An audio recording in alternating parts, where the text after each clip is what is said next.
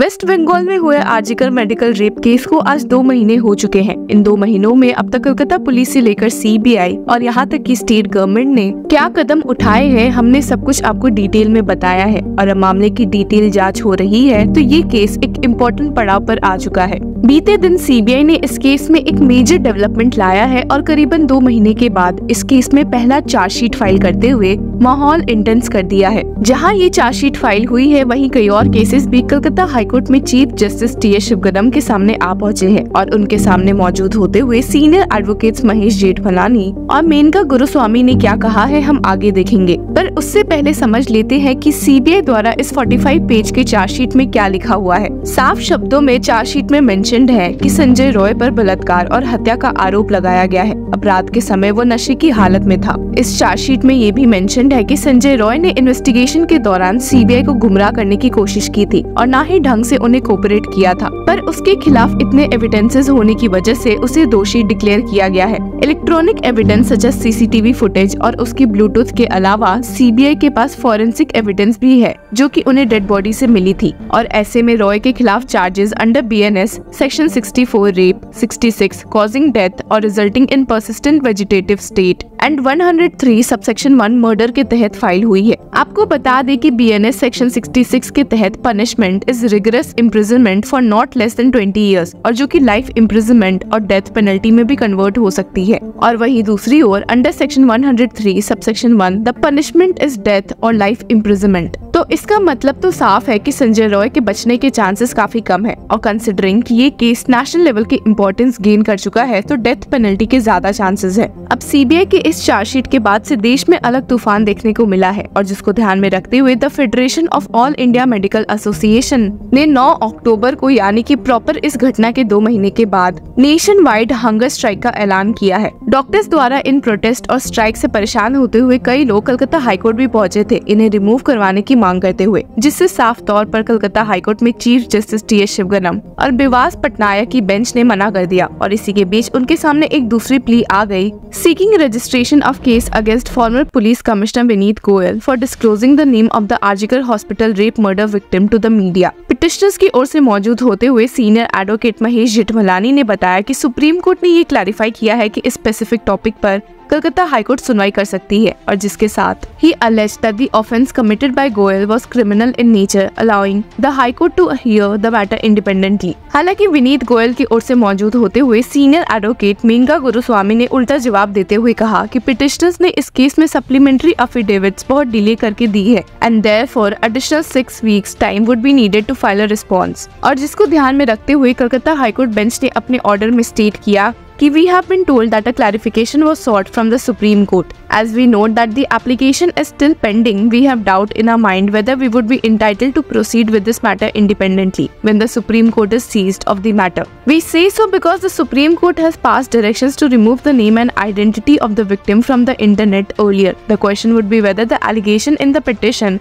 which was prior to the Supreme Court order would hold. State government को इस case में एक affidavit नवंबर 13 तक सबमिट करने के साथ इस केस को अब 14 के लिए लिस्ट किया गया है। तो देखते हैं कि इस केस की नेक्स्ट हियरिंग में क्या सामने आता है। पर इसी के साथ सीबीआई ने अपनी जांच में कोई कमी नहीं छोड़ी है और एक के बाद एक इम्पोर्टेंट बातें एक्सपोज कर रही है। अभी हाल ही में उन्होंने कोलकाता के एक ट्रायल कोर्ट के सामने सबमिट भी किया कि Ashish Kumar Pandey had paid the former principal of the hospital doctor Sandip Ghosh also arrested in the case to get the house staff post। CBI ने पांडे को 3 अक्टूबर को अरेस्ट किया था। वो इस Trinamool Chhatra Parishad unit president at RG Kar medical college और वो भी फाइनेंशियल इरेगुलरिटीज के केस में जुड़े हुए। सीबीआई ने पांडे पर कई एलिगेशंस लगाए हैं ब्राइब से लेकर सेक्स रैकेट का और अब ये क्लेम किया है कि Pandey used to decide who would be given which post in the hospital in exchange for money। ये सब सुनने के बाद कोर्ट ने पांडे की सीबीआई कस्टडी को 11 दिन और से बढ़ा दिया है और जिसके बाद सीबीआई उनसे पूछताछ में लगी है। और इंटरेस्टिंगली अभी बीते दिन ही आरजीकर मेडिकल कॉलेज में से आशीष कुमार पांडे को एक्सपेल किया गया है और 9 लोगों के साथ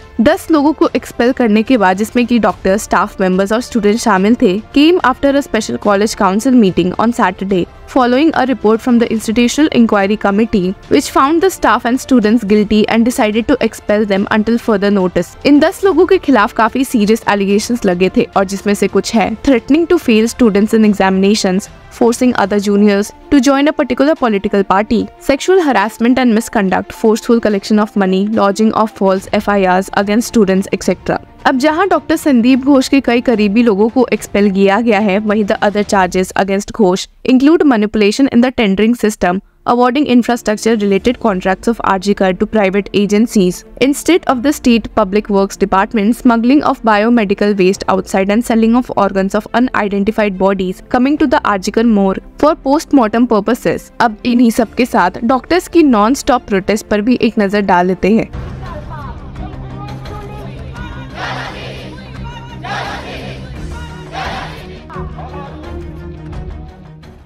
देखिए, सबसे पहले रही बात हमारी डिमांड्स की, तो डिमांड्स के बारे में थोड़ा मैं विस्तार से बताना चाहूँगा। 2 मूल उद्देश्य है हमारे डिमांड्स के। सबसे पहला डिमांड जस्टिस फॉर अभया, मतलब अभया को इंसाफ मिलना चाहिए, जल्द से जल्द मिलना चाहिए। इसमें सीबीआई का जो रोल है सेशंस कोर्ट में वो बहुत ही ढीला है। हम चाहते हैं कि सीबीआई सकारात्मक रूप से सामने आए, जल्द से जल्द चार्जशीट फाइल करे, किसी भी व्यक्ति को 1-2 साल ना लगे इंसाफ पाने के लिए। इसके साथ ही साथ हमको ये भी सुनिश्चित करना है कि ये अभया की जो घटना हुई है ये एक इंस्टीट्यूशनल किलिंग हुई है, तो ये सिस्टम, इसमें कहीं ना कहीं सिस्टम में घुन लग चुका है। तो जो दूसरा मूल उद्देश्य हमारा वो ये है कि दूसरी अभया जैसी घटना ना हो, किसी के भी माँ बाप को ऐसा दुख उठाना ना पड़े। इसके लिए हमने जो डिमांड्स रखे हैं, जिसमें पेशेंट्स की सुविधाओं को बढ़ाने की भी डिमांड्स हैं, उसमें सेंट्रल रेफरल सिस्टम जैसी बातें की गई हैं ताकि एक पेशेंट को हर जगह घूमना ना पड़े, हर जगह दर बदर की ठोकरें खाना ना पड़े, पेशेंट बचे और पेशेंट को क्लैरिटी रहे कि बेड खाली हो, बेड खाली है कि नहीं ये पता रहे, ताकि वो वहां पहुंच पाए और जान बचाई जा सके। इसी के साथ साथ क्लैरिटी रहेगी तो दलाली सिस्टम जो मेडिकल कॉलेजेस में फैल रही है वो खत्म होगा। इससे थ्रेड कल्चर का खात्मा होगा, क्योंकि जो दलाल हैं और जो थ्रेड कल्चर चलाने वाले लोग हैं, आपने देखा होगा कि अभी एक आदमी, एक स्टूडेंट अरेस्ट हुआ है आरजीकर से। ये मतलब ये साठगांठ है इन दलालों का और इन थ्रेड कल्चर चलाने वालों का, क्योंकि ये पेशेंट से दलाली करके पैसे उठाते हैं और उसके साथ ही साथ जो थ्रेड कल्चर वाले हैं वो इनसे पैसे लेते हैं और इसमें पेशेंट को सफर करना पड़ता है, स्टूडेंट्स को सफर करना पड़ता है, डॉक्टर को सफर करना पड़ता है। इसी के साथ साथ हम चाहते हैं कि जो भी कमिटीज मेडिकल कॉलेजेस में बने, जो स्टूडेंट की सुविधाओं के लिए बनाई जाए, मेडिकल कॉलेजेस की बेहतरी के लिए बनाए जाए, उसमें रिप्रेजेंटेटिव्स स्टूडेंट की तरफ से हों जो कि चुने हुए हों, ना कि ऐसे लोग जिन्हें थ्रेड सिंडिकेट के जो हेड हैं वो घुसा दें, वो बिठा दें। आपने देखा होगा कि जब पोस्टमार्टम, इनिशियली जो एक पोस्टमार्टम करने की लिस्ट, उसमें क्या कौन कौन स्टूडेंट्स रहेंगे, ये आरजीकर में बनाई गई थी। Till then keep following law चक्रा।